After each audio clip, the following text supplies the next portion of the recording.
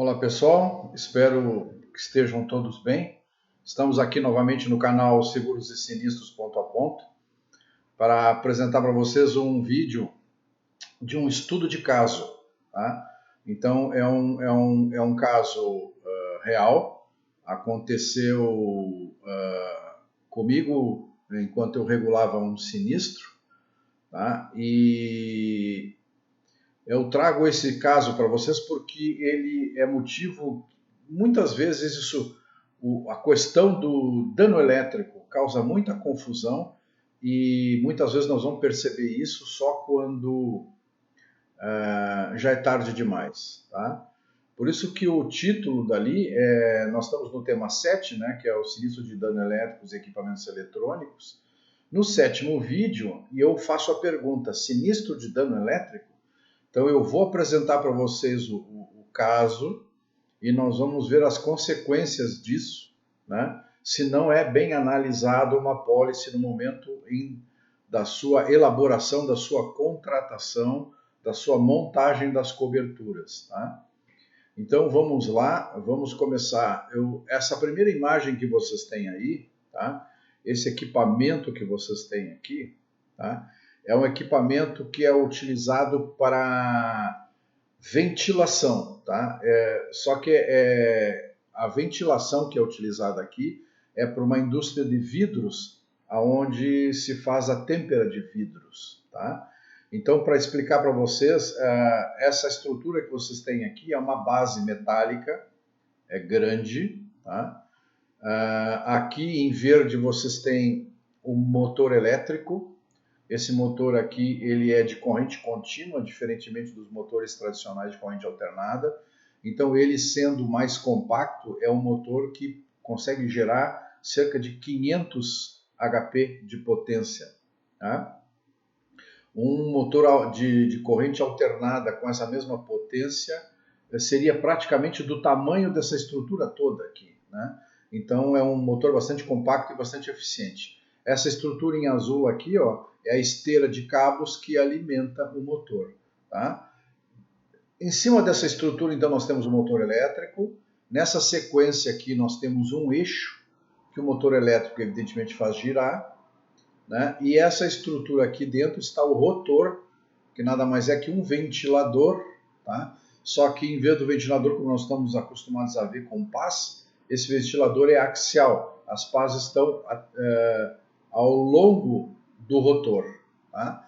Que nessa saída aqui, junto a essa parede, então todo o ar com pressão, né, com vazão bastante grande, é jogado para dentro da indústria, onde lá então esse ar esfria o vidro e faz a sua têmpera. Tá? Então, o que aconteceu com esse motor? Tá? Ele gira normalmente, esse motor aqui gira a 1.500 rotações por minuto. Tá? Então ele girando a 1.500, o eixo gira a 1.500 e o rotor também a 1.500, é o máximo. Tá? Máximo de rotação. E o que aconteceu? Aconteceu um surto, um problema de ordem elétrica que fez com que este motor não tivesse mais o controle de rotação. Ele perdeu. Quem dava o controle de rotação é essa pequena estrutura aqui, ó, tá? Que está ligada a essa esteira de cabos, que atrás disso está o quadro de comando, que dentro da fábrica se controlava a rotação. Algum desarranjo aconteceu e ele não se comunicou mais com o motor e não informou o momento do motor parar. E o que aconteceu? Esse motor começou a aumentar sua rotação acima do limite das estruturas. E agora nós vamos ver o que aconteceu nas próximas imagens. Tá? O que aconteceu? O rotor que estava aqui dentro, tá? Junto com o eixo, não suportou a rotação e literalmente explodiu, rompeu-se. Tá? Então vocês podem ver aqui, o motor aqui continua, tá?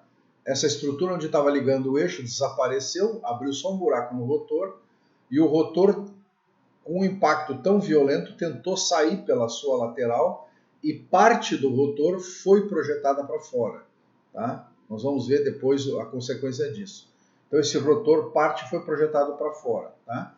Aqui vocês podem ver aquela esteira de cabos que eu comentei com vocês, que alimentam o motor elétrico. Toda essa estrutura aqui é o motor elétrico. Tá? Motor, que repito, de corrente contínua, 500 HP. Tá? Então foi isso que aconteceu. Houve um disparo da rotação, tá? E, por consequência, o restante da estrutura não suportou e simplesmente entrou em colapso. Esse é o termo mais correto. Tá? Vamos dar mais uma olhada aqui em outras imagens.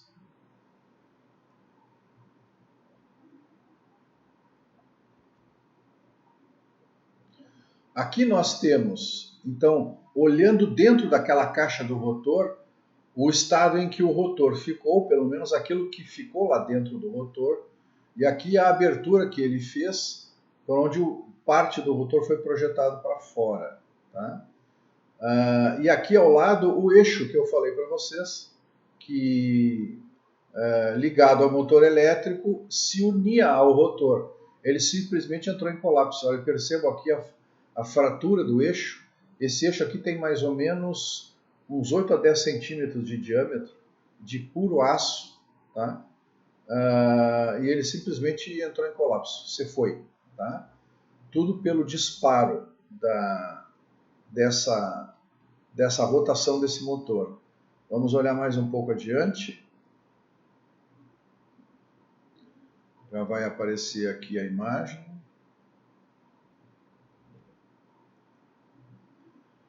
Aqui está a imagem. Percebam que aquela parte do rotor que saiu de dentro da carcaça protetora foi projetada para fora e quase que arrancou, saiu para fora da parede da casa aonde ele estava abrigado, né? E por sorte não saiu, é uma alvenaria bastante sólida, né? Senão poderia ter causado uma tragédia maior, tá?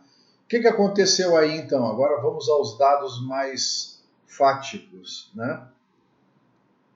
Eu fui até lá mediante um aviso de dano elétrico, tá? De dano elétrico.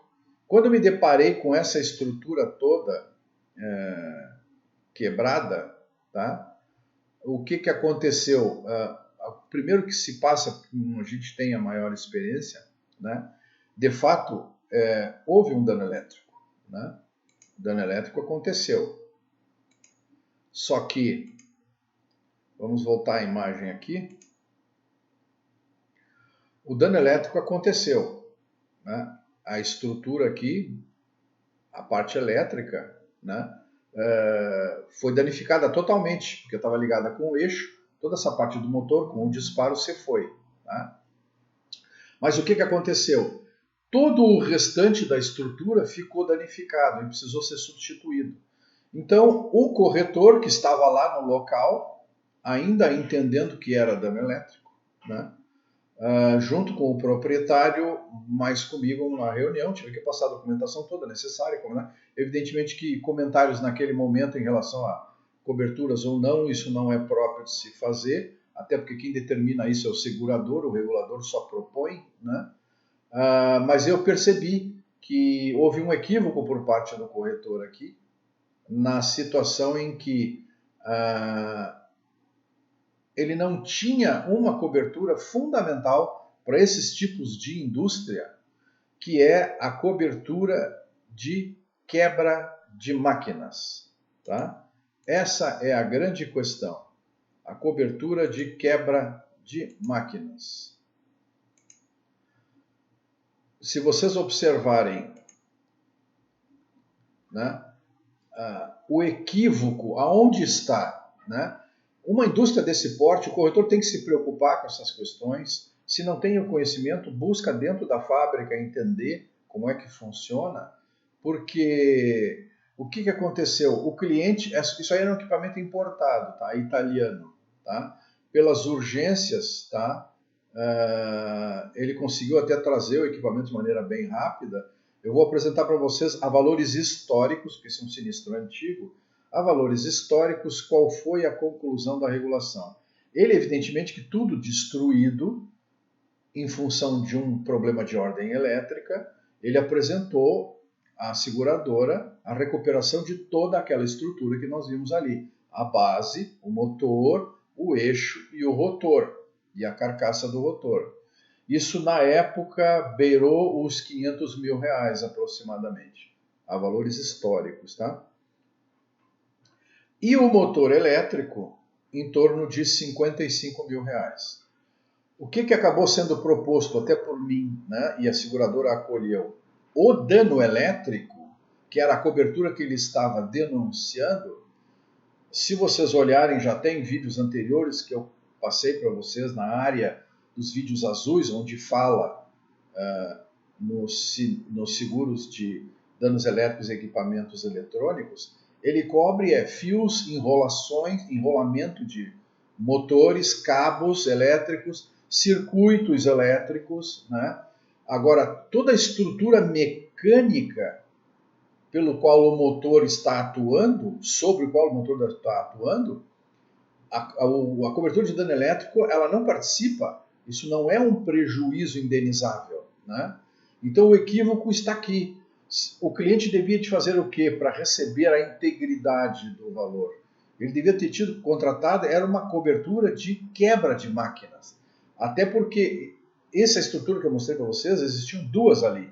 A primeira imagem que eu mostrei para vocês era a imagem da que sobrou, estava desligada no momento, né? E essa segunda foi a que entrou em colapso, né? Deveria ter contratado uma cobertura de quebra de máquinas, aonde todo o conjunto, inclusive o motor elétrico, seria indenizável, descontada a franquia de praxe existente aí no mercado para esse tipo de cobertura, né? E não seria nem necessário denunciar, não seria uma cobertura conjunta, dano elétrico e quebra de máquina. Seria apenas quebra de máquina e o motor elétrico estaria ali incluído. No momento que ele não tinha a quebra de máquina, ele denunciou dano elétrico. E, obviamente, a cobertura, os prejuízos foram apresentados, né? E cabe ao regulador ajustar isso para dentro da cobertura de dano elétrico. A seguradora acolheu, né? E ficou aí de 500, praticamente 10% do prejuízo. Evidentemente que isso aqui criou um estresse tremendo, né?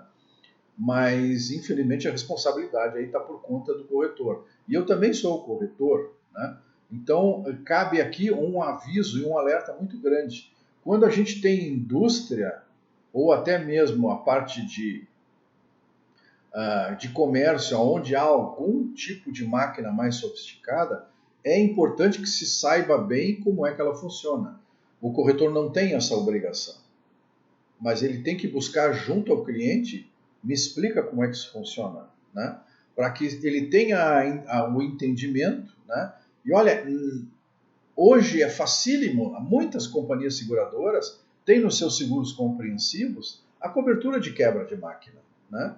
Então é só explicar para o cliente que fatalmente ele vai acolher esse tipo de cobertura e minimizar prejuízos dessa ordem aqui, né? Onde inclusive o cliente teve que assumir até o frete, né? Porque nem o frete pode ser pago, foi feito um cálculo proporcional do frete em relação ao motor elétrico apenas, né? Tá, pessoal? Então, fica aí a dica, né? Ou seja, isso aqui não era não ficou classificado como sinistro de dano elétrico, mas só o motor elétrico. Senão, teríamos o quê? Uma cobertura de quebra de máquinas abrangendo todo o prejuízo. Tá? Espero que tenha sido bom para vocês a orientação. Se gostaram, deem o like, façam a sua inscrição no canal, que é muito importante, e informo que futuramente nós vamos ter algumas novidades aí nessa área de seguros e sinistros. Tá? Por enquanto, então, ficamos por aqui. Agradeço a todos, muito obrigado. Fiquem com Deus.